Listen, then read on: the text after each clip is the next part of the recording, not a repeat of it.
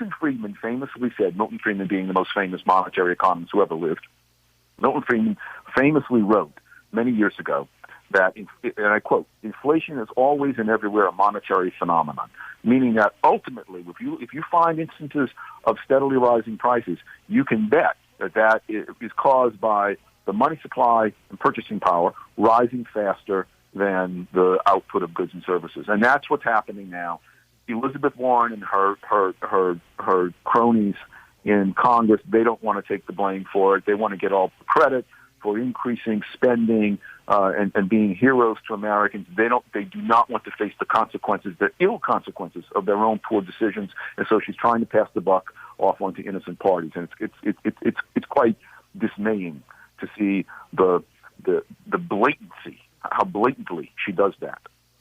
Milton Friedman once observed that inflation is his words, printing press problem. I remember, I think he said that on a Donahue show or perhaps in a public address. He said it is nothing other than a printing press problem. We are printing too much money, which means government, of course, runs the printing press. So it is a government-induced problem. And the relevance of what you just said, Don, to our audience is that there are several points I want to emphasize because you made so many good points, one after the other.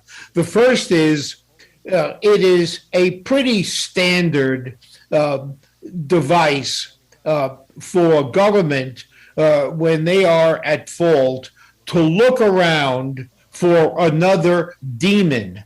And to the extent that government can direct the public's attention to a non-governmental actor, in this case, grocery chains, and demonize them, then the attention is deflected from government, the real problem, and that has been the success.